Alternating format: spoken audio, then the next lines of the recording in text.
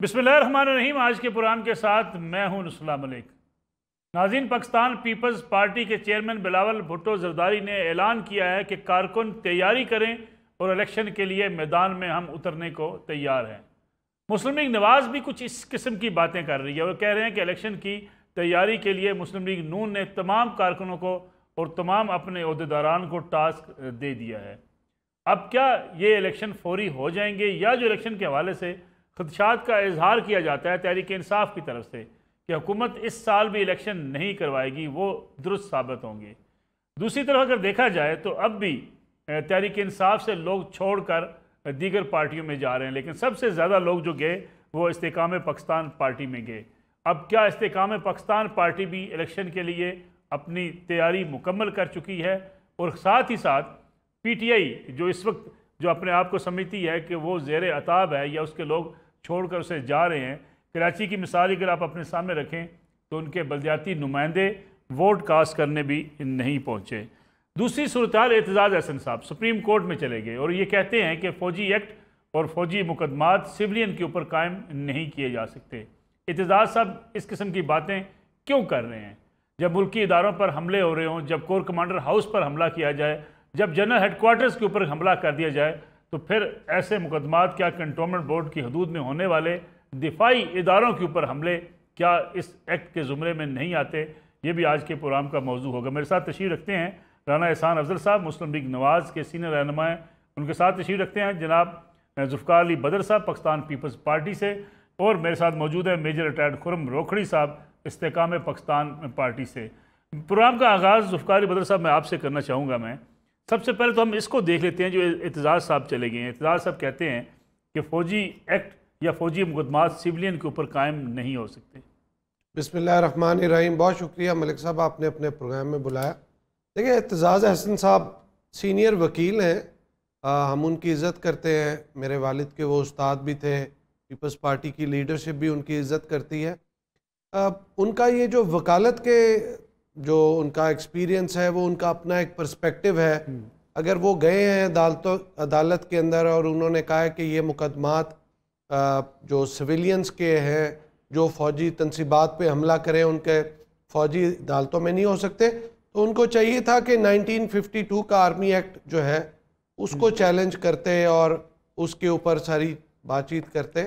तो ये मुमकिन नहीं है, मेरा नहीं ख्याल ऐसा मुमकिन है कि जब फ़ौजी तनसीबात के ऊपर कोई सिविलियन, कोई भी सिविलियन, अगर वो पाकिस्तान के अंदर से होगा या कोई दुश्मन मुल्क से आया हुआ कोई प्रॉक्सी के ऊपर हमला करेगा, तो उसका जो कॉन्स्टिट्यूशन ऑफ पाकिस्तान के अंदर लिखा हुआ है उसी के तहत मुकदमा होगा। और ये इमरान खान साहब जो सबसे ज़्यादा नाकद हैं, उनके अपने दौरे हुकूमत में मुकदमात चल चुके हैं। देखिए, मैं तो ये समझता हूँ कि अगर 1952 का जो एक्ट है, आर्मी एक्ट, अगर वो आइनों और कानून के मुताबिक नहीं है तो फिर इस रेट को सुनना भी चाहिए, इसके ऊपर बातचीत भी होनी चाहिए। क्योंकि पाकिस्तान पीपल्स पार्टी और इसकी लीडरशिप हमेशा ह्यूमन राइट्स के ऊपर, फंडामेंटल राइट्स के ऊपर, विमेन राइट के ऊपर, माइनॉरिटी राइट के ऊपर, चिल्ड्रन राइट के ऊपर चैम्पियन पीपल्स पार्टी है और उसकी लीडरशिप हमेशा आवाज़ उठाती रही है। और अभी भी कोई ज्यादती होगी किसी इंडिविजुअल के साथ तो हम ही आवाज़ उठाएंगे। लेकिन बात जहाँ पे आ जाती है फ़ौजी तनसीबात पे, फ़ौजी इदारों के ऊपर और फ़ौजी इमलाक के ऊपर हमला करने की, तो वो तो फिर फ़ौज ने अपनी जो एक्ट पास करवाया है 1952 के अंदर, तो उसको फिर। एतजाज़ साहब का मसला क्या है? वो पीपल्स पार्टी की हर पॉलिसी के मुखालिफ हैं जब से इमरान खान साहब इक़्तिदार से निकले।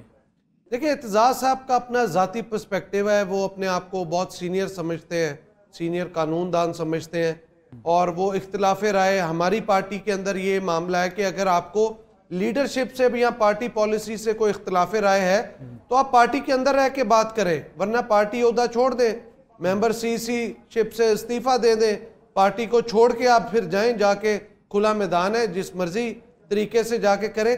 पार्टी के अंदर भी आपने रहना है और पार्टी के ऊपर आपने पॉलिसी से इत्तेफाक नहीं करना, पार्टी लीडरशिप से इत्तेफाक नहीं करना, ऐसा नहीं होना चाहिए।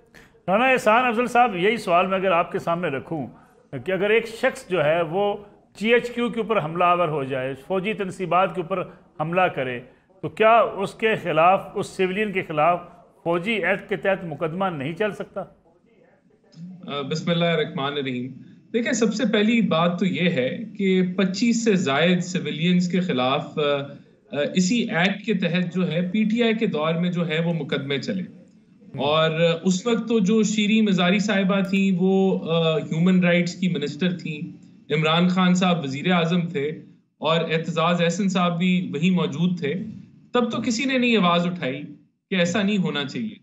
और जब अपने दौरे हुकूमत में सिविलियंस के ऊपर इसी एक्ट के ऊपर जब खुद मुकदमे चले तो मजम्मत भी नहीं की गई। तो आज मुझे ये मंतक नहीं समझ आती कि जो चीज उनके दौर में खुद होता रहा और किसी ने आवाज नहीं उठाई, आज जब पीटीआई बड़ी क्लैरिटी के साथ ये नजर आ रहा है कि 9 मई के अंदर मुलव्वस थी, और आइन जो है वो आपको इजाजत देता है कि जब आप सिविलियन तनसीबात के ऊपर हमला हो तो आप है कोई आप नए मिलिट्री कोर्ट नहीं बनते, वही कोर्ट मार्शल सिस्टम है मिलिट्री के तहत जो है वो आपके ऊपर जो है वो तो मेरे ख्याल से इसमें कोई बात नहीं है, आइन बड़ा क्लियर है इस बारे में। ठीक है। खुरम रोखड़ी साहब, आपकी तरफ आता हूँ मैं। एतजाज एहसन साहब, माजी के जिन 25 मुकदमात का जिक्र किया अभी राना साहब ने कि 25 से ज़ायद मुकदमात बने इमरान खान साहब की हुकूमत में, एतजाज साहब उस वक्त भी बड़े एक्टिव थे लेकिन ना आवाज़ उठाई ना बात की। आज वो अदालत से रजू कर रहे हैं, मकासद क्या हो सकते हैं? मलिक साहब, पहली चीज़ यह है कि अगर कोई ये कहे कि एतजाज एहसन साहब ने आर्मी एक्ट नहीं पढ़ा हुआ तो ये गलत बात होगी। एतजाज एहसन साहब को 100% मालूम है कि ये मुकदमात चल सकते हैं और माजी में चले हैं, और सैकड़ों हज़ारों केसेस डिस्पोज्ड ऑफ हुए हैं इसी आर्मी एक्ट के तहत जिसका आज तज़किरा हो रहा है। अब सवाल यह है कि एतजाज एहसन साहब का मकसद क्या है। पाकिस्तान के अंदर सबसे बड़ा इशू ये है कि बड़े बड़े मर्तबे वाला आदमी भी, वो जिसको कहते हैं कि पक्के मुंह के साथ झूठ बोल रहा होता है और उसको कोई ये परवाह नहीं होती कि मेरे इस झूठ की वजह से एक तो कौम को, क्योंकि वो मुअज़्ज़िज़ भी होता है या मकाम पर भी होता है, उसको पता, उसको ये नहीं सोचता कि इसकी वजह से मैं कितने लोगों को गुमराह कर रहा हूँ। एतजाज एहसन साहब जानते बूझते हुए झूठ बोल रहे हैं, क्यों? क्वेश्चन इज क्यों झूठ बोल रहे हैं। यहां पे बात रोकते हुए 9 मई पे चले जाते हैं। 9 मई को एक वकुआ होता है, सानिया होता है, पाकिस्तान का एक बहुत बड़ा अजीबो गरीब किस्म का वाक़या है 9 मई को, और 10 या 11 मई को एतजाज एहसन साहब टीवी के ऊपर आके पूरे का पूरा उस तमाम वाक़े को अमदन प्लानिंग के साथ ट्विस्ट करके उस तमाम वाक़े की असलियत को छुपाकर और दलीलें देकर जो वकला दिया करते हैं, ट्विस्ट करते हुए जानते बूझते हुए उस वाक़े को कोई और रंग देने की कोशिश करते हैं। क्यों? थोड़ा सा 9 मई से पीछे चले जाते हैं। जब सुप्रीम कोर्ट के अंदर एक चल रही है, जनाब बेल पे बेल मिली जा रही है, केस चल रहा है, उस वक्त एतजाज एहसन कुछ वकला को इकट्ठा करके कोशिश करते हैं कि सेमिनार की सूरत करूं और मैं बहुत सारे वकीलों को इकट्ठा कर सकूं, लेकिन उस गोल मेज कॉन्फ्रेंस में गिने चुने लोग गए, और उस वक्त भी एंटायर गवर्नमेंट जो मौजूदा है और एक पूरी सोची समझी स्कीम के तहत प्रो पीटीआई एक अगेन मूवमेंट विद इन वकला खड़ी करने की कोशिश की है एतजाज एहसन साहब ने। क्यों? मेरा यानी इन तमाम चीज़ों पे मुझे कोई शक नहीं कि एतजाज एहसन साहब इस उम्र के हिस्से में कि जब इंसान को अपनी तमाम पिछली ज़िंदगी को देखकर उसको बावकार तरीके से रिटायर होने की ज़रूरत होती है कि वो अपना एक किरदार और अपना एक कद और अपने एक मकाम की हिफाजत करते हुए आगे जाए। एतजाज एहसन साहब इस वक्त इतनी जल्दी में क्यों हैं? और आप उनकी जितनी भी प्रेस कॉन्फ्रेंसेस सुनेंगे, आप उनको जब भी टीवी पे देखेंगे तो वो तिलमिलाए हुए और जल्दी में होंगे। वाई?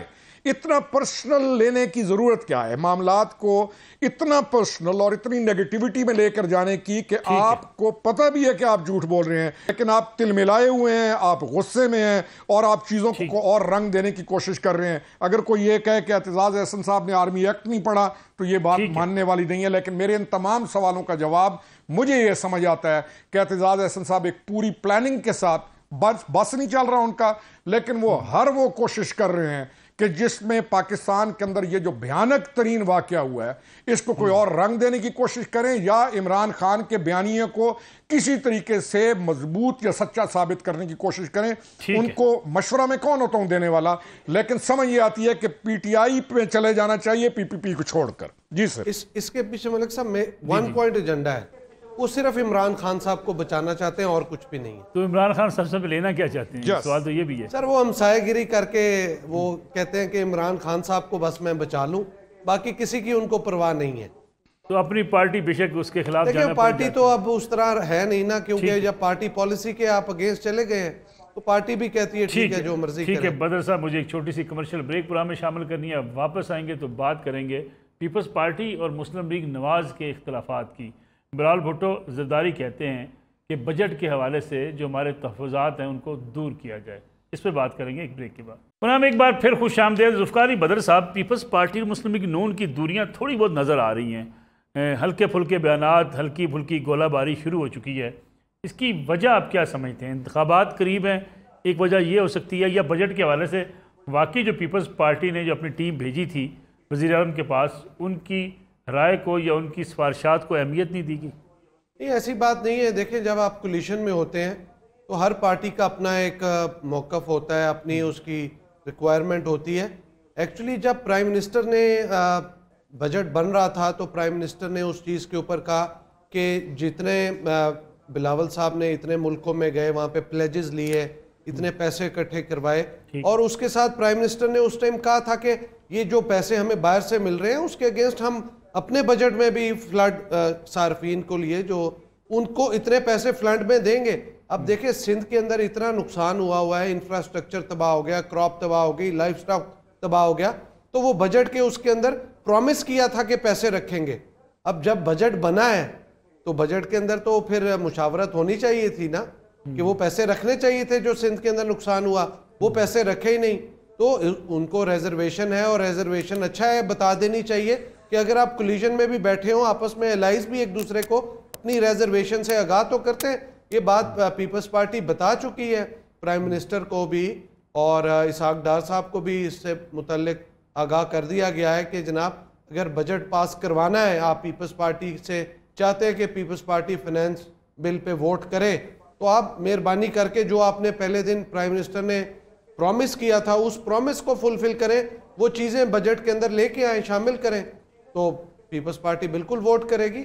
एक सियासी जमात के चेयरमैन अगर कहें कि तमाम उन लोगों को सज़ा मिलनी चाहिए जो 9 मई में हैं, क्योंकि अगर इनको सज़ा ना मिली तो नुकसान होगा, क्या आप समझते हैं कि तमाम लोगों को सज़ा मिलनी चाहिए? देखिए, जिन लोगों ने ज़्यादती की है, जो उस मामले में शरीक हैं, अगर उनको सज़ा नहीं मिलती, उनको निशान इबरत नहीं बनाया जाता, तो मलिक साहब फिर तो इस मुल्क में कल को कोई भी आके जमात के कायदीन और उस मुल्क के कारकुन किसी भी सियासी जमात के आके फौजी तनसीबात छोड़ के आपके पार्लियामेंट, प्राइम मिनिस्टर और किसी भी जगह एंट्री डाल देंगे और कब्जा कर लेंगे, तो फिर क्या करेंगे? यहाँ पे आपको सज़ा देनी बहुत ज़रूरी है, और सज़ा जो है वो समरी ट्रायल होना चाहिए और आइन और कानून के तहत होना चाहिए। ये हमारी लीडरशिप कहती आई है, कहते हैं आइन और कानून से आपको बाहर नहीं जाना चाहिए। राना साहब, ये जो बात कर रहे हैं बदर साहब, ये कह रहे हैं कि जो चीज़ें तय हुई थी ख़ासतौर पे फ्लड एरियाज़ के हवाले से, बजट में उनकी सपोर्ट के लिए पैसे रखे जाने चाहिए थे। सिंध में जितना नुकसान हुआ उसका अजाला करना तो हुकूमत की जिम्मेदारी है। देखिए, मेरे ख्याल से अभी जब बजट की डिबेट स्टार्ट है पार्लियामेंट में, तो हर किस्म की तनकीद होती है बजट के ऊपर। ये बजट के को फाइनलाइज करने का प्रोसेस है, और इसके अंदर अगर बिल्कुल पीपल्स पार्टी को कोई इतराज़ात हैं, नफीसा शाह साहिबा ने जो है वो कुछ चीज़ें पिन पॉइंट की कि ये बजट जो है इसके अंदर टफ कंडीशंस नहीं है, उसका जवाब भी जो है वो इसहाक डार साहब ने दिया। हमारी अपनी पार्टी के अंदर से लोगों के सवालात हैं, कैसर शेख साहब ने सवाल उठाए। तो ये एक बजट की जो जब आप बजट को अप्रूव करने जाते हैं तो ये बजट डिबेट चलती है। जो लोगों की तनकीद है इस टाइम के ऊपर वो नोट की जा रही है। और देखें, पीपल्स पार्टी तो कैबिनेट का हिस्सा है, इससे बड़ा फोरम क्या हो सकता है, और उसमें बड़े सीनियर वजीर बैठे हैं पीपल्स पार्टी के, तो हर किस्म की उनकी इनपुट जो है उसको वजन भी दिया जाता है, उसको अकोमोडेट भी किया जाता है, उसको सुना भी जाता है। तो मैं समझता हूँ ये बजट डिबेट का हिस्सा है। अभी जो भी तनकीद आएगी उसके बाद कोई अगर अमेंडमेंट्स की जरूरत हुई तो वो की जाएंगी और फिर बजट अप्रूव होगा। लेकिन हम अपने कोalition पार्टनर्स के साथ राब्ते में हैं। कोई ऐसी कोई बड़ा कोई मसला नहीं है जो कि हल नहीं हो सकता, और ये बजट प्रोसेस का हिस्सा है कि बजट पे तनकीद हो। हमारी अपने पार्टी के मेंबर जो हैं वो भी करते हैं। तो अगर कोalition पार्टनर्स की तरफ से आ रही है तो वो इसको जो है वो उनके साथ मिल बैठ के। राणा साहब, कोalition पार्टनर्स के साथ साथ आम आदमी भी अपनी तकलीफ का इजहार कर रहे हैं। पाकिस्तान एशिया में महंगाई के लिहाज से पहले नंबर पर आ गया। देखिए, ये आप ठीक कह रहे हैं, इसमें कोई शक नहीं है कि अभी बदतरीन माशी मुश्किलात हैं। लेकिन सब जानते हैं जो डॉलर लिक्विडिटी क्राइसिस हमें मिला, विरसे में मिला, हमने तो आईएमएफ की शराइत पूरी की और आज भी आप देख रहे हैं कि हम आईएमएफ की जो मामलात हैं उनको कोशिश कर रहे हैं कि सॉल्व कर लें। उसके साथ साथ हम ऑल्टरनेटिव भी जो है, अब जिस तरह आज चाइना की तरफ से खुशखबरी आई, जो 2.3 बिलियन डॉलर्स का उनका जो डेट रोल ओवर होना था वो शुरू हो गया है। और हम आईएमएफ के बगैर भी जो है वो सिस्टम चला रहे हैं। लेकिन हम फोकस्ड हैं कि आईएमएफ का 9th रिव्यू हो। अभी भी जो उन्होंने तनकीद की है, जो बजट के ऊपर की है, हम उनके साथ राब्ते में हैं और हमें उम्मीद है कि हम इन चीजों को उनके साथ सेटल कर लेंगे। लेकिन हम समझते हैं कि वो जहां एक पास्ट प्रैक्टिस रही है, वेवर्स भी मिलते रहे हैं, आज वो बेवजह छोटी छोटी चीजों को पिन पॉइंट करके, जो कि इतने बड़े मेजर्स नहीं है, उनको हम हल करेंगे। लेकिन डिलेइंग टैक्टिक्स हो रही है जिससे मुल्क की मईशत को जरूर नुकसान पहुंच रहा है। तो ये देखें, महंगाई का जो आपने मुद्दा उठाया, ये हमारे लिए सबसे परेशान कुन है कि हमने वो इकदाम उठाए जो पॉपुलर नहीं थे। अब बिजली के रेट महंगे करने हैं, या पेट्रोल महंगा करना है, या पीडीएल 50 रुपए लेना है, वो सब काम हमने किए, क्योंकि अगर ना करते तो मुल्क डिफॉल्ट कर जाता। तो हमारे सारे फैसले मईशत की बेहतरी और इस्तेहकाम के लिए थे। कड़वी गोली थी, हमने भी खाई, हमें नुकसान हुआ क्योंकि हमारे हाथों हुई। लेकिन मैं समझता हूँ यही रास्ता था जो हमने अपनाया। रोखड़ी साहब, इस्तेकाम पाकिस्तान पार्टी भी मईशत के इस्तेकाम के लिए ऐसे फैसलों को दुरुस्त समझती है जिससे आम आदमी के लिए मुश्किलात बढ़ी हैं। महंगाई में पाकिस्तान एशिया में पहले नंबर पर। हर रोज़ लोग इस पर एतराज़ करते हैं कि महंगाई बढ़ती चली जा रही है। महंगाई ऐसे ही बढ़ती रही तो आम आदमी के लिए ज़िंदगी बड़ी मुश्किल हो जाएगी। मलिक साहब देखें, महंगाई पूरी दुनिया में बढ़ी है। पहली चीज़ तो यह है कि क्या ये जो वेव थी, ये जो रशिया का इन्वेजन है इस तरफ, यूक्रेन की तरफ, महंगाई बढ़ी है, हर तरफ महंगाई बढ़ी है। लेकिन बात यह कि बाकी ममालिक अपने रिसोर्सेज को दुरुस्त इस्तेमाल करके, दुरुस्त कोशिशें करके अपने मामलात को ठीक कर लेते हैं। हमारा इशू ये है कि हम बहुत बड़े अरसा से काहली, सुस्ती और अच्छी पॉलिसीज़ के फुकदान का शिकार हैं। अच्छी पॉलिसीज़ का मतलब ये है कि हमने आज तक स्मॉल मीडियम इंडस्ट्री की तरफ, और जो अल्लाह ताला ने हमें वसाइल और ज़खायर अता किए हुए हैं, हमने उनको दुरुस्त पॉजिटिव एक्सप्लॉइट करके या उनको प्रोग्रेसिव ग्रोथ के साथ आगे बढ़ाने की कोशिश नहीं की।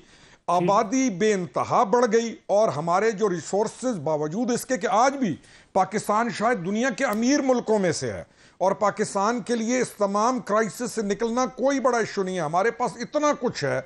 लेकिन अगर हम अपने रिसोर्सेज का इस्तेमाल नहीं करेंगे, नौजवानों को जो नेगेटिविटी के अंदर मुलव्विस हैं उनको पॉजिटिव करते हुए मेहनत की तरफ, और उनको एंटरप्रेन्योरशिप और उनको छोटे बिजनेस, स्मॉल मीडियम इंडस्ट्री और उनके टैलेंट के मुताबिक, और सबसे बढ़कर हमारे पास इतना बड़ा काम है आईटी के सेक्टर के अंदर, हम इतना आगे जा सकते हैं। अगर हम ना करें तो गलती तो हमारी है। यानी हमने लाइन भी देनी है इनको इनका हिफाजत भी करनी है, इनका फ्यूचर भी हमने बचाना है। कल ये जो बच्चे हैं 22 साल के, कल इनकी फैमिलीज आगे, तो हमें अपनी पॉलिसीज को, अपनी दुरुस्त पॉलिसीज की वजह से ही हम आगे जाके महंगाई को कंट्रोल कर सकते हैं। एक फर्द कमा रहा है, 8 बंदे डिपेंडेंट हैं, तो सोचिए कि ये कैसे चलेगा काम। और इत कदर शदीद महंगाई, यानी आप देखें कि 20,000 या 25,000 या 30,000 वाला इंसान कैसे सरवाइव करेगा। लेकिन फिर अल्लाह ताला की नेमत है कि गंदम हमारे मुल्क में इतनी अच्छी और इतनी है कि हमारा खाना पीना, हमारे मुल्क में भूख से कोई नहीं मरता।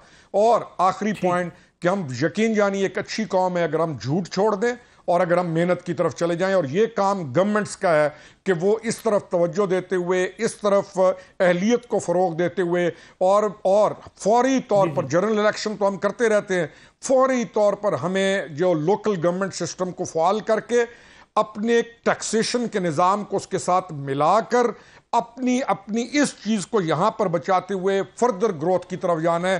कोई इशू नहीं है पाकिस्तान के लिए। अगर हम भी रोएं तो ये हमारी बहुत बड़ी अपनी नालायकी है। हमारे अल्लाह ताला ने हर वो चीज़ इस मुल्क में अता की हुई है कि जिसकी बुनियाद पर हम दुनिया में एक अच्छी रियासत, एक अच्छे मुल्क के तौर पे चल सकते हैं। जी सर। अली बदर साहब, आपसे मैं कमेंट चाहूँगा महंगाई के हवाले से, ताकि मैं एक ब्रेक पे जाऊँ। महंगाई, पीपल्स पार्टी हमेशा इस पर आवाज़ उठाती रही, अब वजारतें लेके खामोश होगी? नहीं, पीपल्स पार्टी हमेशा महंगाई के खिलाफ आवाज़ उठाती रही। बिलावल भुट्टो जरदारी साहब ने लॉन्ग मार्च की महंगाई के खिलाफ, लेकिन जब इस मुल्क के अंदर अब भी लॉन्ग मार्च हो जाए, देखिए असल बात यह है मलिक साहब के जब ये आइन और कानून के तहत वोट ऑफ नो कॉन्फिडेंस के बाद ये हुकूमत आई, उस टाइम पे दो रास्ते थे, या सारे मिलके अपनी सियासत बचा लेते या अपनी रियासत बचा लेते। तो हमने रियासत बचाई है, उससे सियासत को डैमेज किया है कि आज अगर हम लोगों में जाएंगे तो हमें उस तरह का जो तकवीयत और वो पज़राई नहीं मिलेगी, क्योंकि महंगाई बहुत बढ़ गई है। लेकिन पीपल्स पार्टी आज भी वो इक़दामात कर रही है और कोलिशन पार्टनर्स को भी यही कहती है, लीडरशिप भी यही कहती है कि ऐसे मेजर्स लिए जाएं, ऐसे फैसले किए जाएं जिससे आने वाले वक्त में महंगाई कम हो और पाकिस्तान और पाकिस्तान के अवाम को उसका फ़ायदा मिले। रशियन से तेल आने की उम्मीद दिलाई गई अबराना साहब कि जी आ जाएगा तो पेट्रोल सस्ता मिलेगा, पेट्रोल की कीमतें तो बरकरार रही। देखें, एक तो ये बहुत बड़ी अचीवमेंट है। दूसरा देखें, सबको याद होना चाहिए कि इमरान खान ने ये 100 दफ़ा दोहराया होगा कि ये रशिया से तेल इसलिए नहीं लेना चाहते क्योंकि ये अमेरिकन साजिश के जरिए जो है वो हुकूमत में आए हैं। लेकिन मैं समझता हूँ आज उनका जो झूठ है वो बुरे तरीके से एक्सपोज हो गया है। एक तो सबसे पहली बात ये देखें, पाकिस्तान की तारीख में पहली दफ़ा रशिया से तेल लिया जा रहा है और इसका आपकी फॉरेन एक्सचेंज के अंदर डेफिनेटली बचत है क्योंकि आप डिस्काउंटेड प्राइस पे ले रहे हैं तेल। लेकिन और वो ऑटोमेटिकली हर 15वें दिन जो है जो मैकेनिज्म है प्राइसिंग का, उससे वो ट्रांसफर हो जाएगी कंज्यूमर को, क्योंकि प्राइस रिवाइज बाय मंथली होती है। लेकिन हमें समझने की ये जरूरत है कि मिसाल के तौर पे अगर हम 100 लीटर तेल इस्तेमाल कर रहे हैं और उसमें से 1 लीटर तेल जो है वो रशिया से आ रहा है जो सस्ता है, तो उसका ओवरऑल प्राइस पे इम्पैक्ट नहीं होगा, बहुत कम होगा। वो जो भी होगा वो ट्रांसफर हो जाएगा कंज्यूमर को। लेकिन जब तक हम कोई 20-30% रशियन तेल नहीं मंगवाते और फिर एवरेज फिर प्राइस के अंदर एक वाज़ेह कमी आएगी, तो फिर वो लोगों को महसूस होगी। लेकिन जितना तेल मंगवाएंगे हम, क्योंकि वो सस्ता है बाकी क्रूड ऑयल से, तो आपके ज़रे मुबादला में बचत होगी, आपकी जो फॉरेन एक्सचेंज है वो बचेगी और जो उसका प्राइस का इम्पैक्ट आएगा 2, 4, 5 रुपए जितना भी है वो ऑटोमेटिकली जो बाय मंथली जो प्राइस रिवीजन है उसमें ट्रांसफर हो जाएगा। लेकिन मैं समझता हूं ये बहुत बड़ी अचीवमेंट है। एक आदमी प्रोपेगेंडा करता था और हमने हकीकी मानों पे टाइम लगता है, उनके हमारे वक्त रूस गए, उनके वक्त पाकिस्तान आए, 4-5 दफा मुज़ाकरात हुए और फिर फाइनली हमने अमेरिका को कन्विंस किया कि हम रशिया से तेल लेंगे।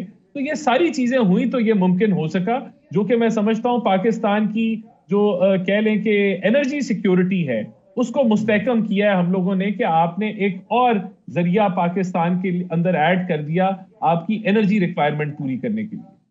खुरम साहब, वो कहते हैं ना कि बहुत देर कर दी मेहरबां आते आते। रीजनल ट्रेड की बातें हमने सुनी हर हुकूमत से, लेकिन ना हम रशिया के साथ ट्रेड कर सके, ना हम ईरान के साथ कर सके। इंडिया के हवाले से हमारी अपनी रिजर्वेशंस हैं। रीजनल ट्रेड पे फोकस न होने की वजह क्या थी? सबसे जो अहम चीज़ इस ट्रेड में है वो ये कि आपने करेंसी डॉलर में पेमेंट नहीं की, जो अहम तरीन चीज़ है। और ये आपकी एक बहुत बड़ी पेशरफ्त है, इस हुकूमत को इसका क्रेडिट जाता है। ये पेशरफ्त है कि आपने रशिया के साथ अपने एक आने वाला जो आप एक बड़ा ख्वाब देख रहे हैं, या जिसके लिए आप कल चाइना के साथ मिलके ओल्ड सिल्क रूट का जो एक बहुत खूबसूरत ख्वाब देख रहे हैं और इंशाल्लाह ताला बहुत उम्मीद है कि वो होगा, आपने उसका आगाज कर दिया। दूसरी चीज़ ये है कि तेल की कीमतों के अंदर कमी क्या हम वो कर सकते हैं?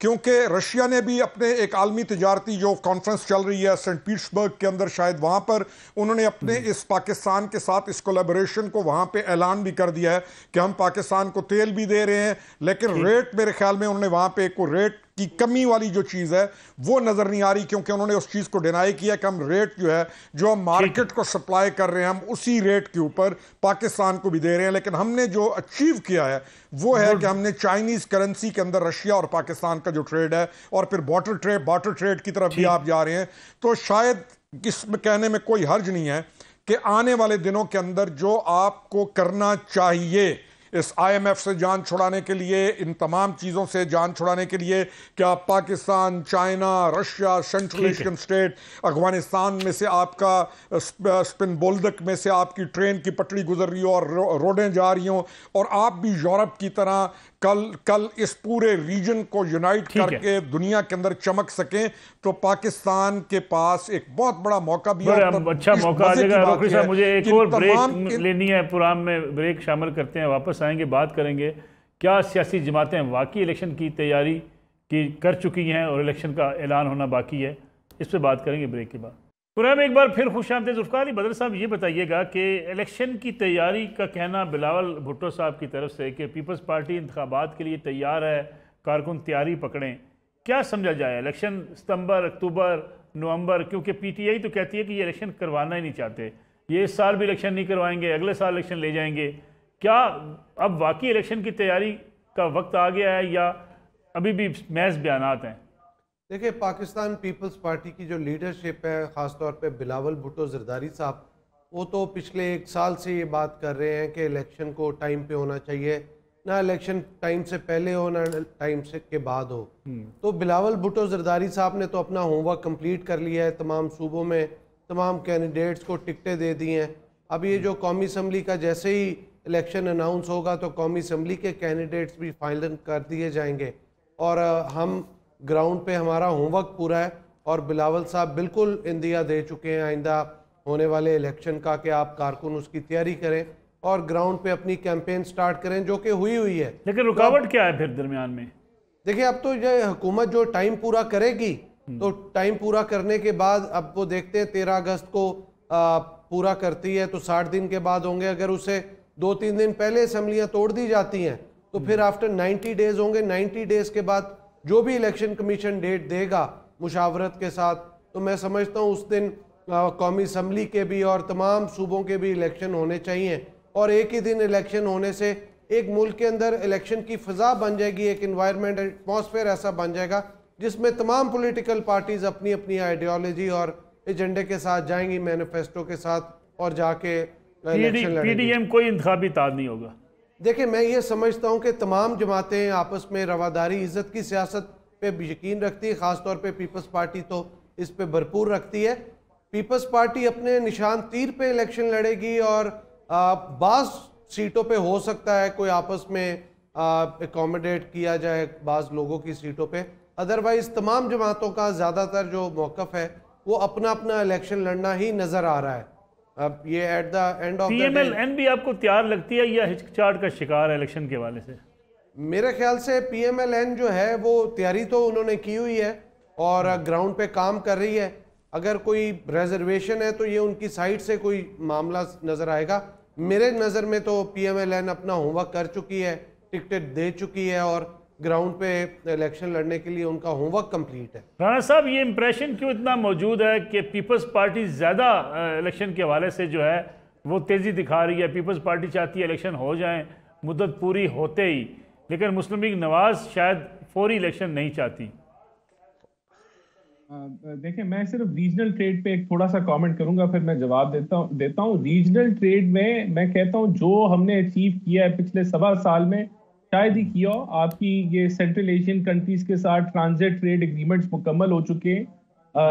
काज़ाकिस्तान की फ्लाइट शुरू होने लगी हैं अगले माह से, डायरेक्ट फ्लाइट लाहौर से। उसके अलावा सोकार के साथ जो कि एक LNG प्रोड्यूसिंग कंपनी है आज़रबाईजान की, उनसे हम LNG लेने जा रहे हैं और ये भी आपकी जो एनर्जी सिक्योरिटी है उसको मजबूत करेगी। तो मैंने कहा ये मैं सिर्फ ऐड कर दूं। बार्टर के अंदर बड़ी तेजी से मामला बढ़ रहे हैं आपके इस रीजन के अंदर और ट्रेड शुरू हो चुकी है।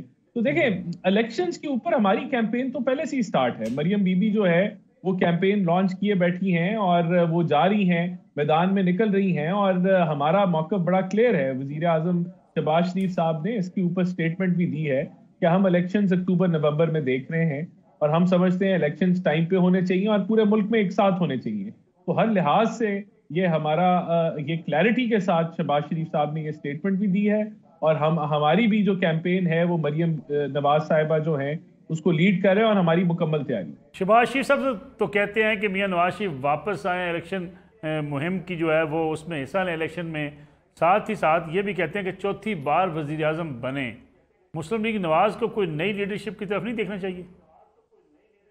देखिए, मैं समझता हूँ ये तो सबकी ख्वाहिश है, जो PMLN के जो लोग हैं उन सब की ख्वाहिश है कि मियां नवाज शरीफ साहब वापस आएँ, और जो उन्होंने उनके दौर में इस मुल्क ने तरक्की की उसका कोई कंपैरिजन नहीं है। तो अगर वो आते हैं, चौथी दफा वजीर आजम बनते हैं, तो ये एक बड़ी खुशाइन बात होगी। और सब पूरी पार्टी जो है इस पे बड़ी खुश होगी। लेकिन ये फैसला जो है ये तो पार्टी की क़यादत ने करना है, और जो भी फैसला होगा वो इलेक्शन से पहले अनाउंस हो जाएगा। हमारी बारहा ये ख्वाहिश है कि मियां नवाज शरीफ इलेक्शन की कैंपेन लीड करें, उससे हमारी पार्टी को बहुत फायदा होगा, और वर्कर्स की ये ख्वाहिश है कि मियां साहब इलेक्शन की कैंपेन में यहाँ मौजूद हैं।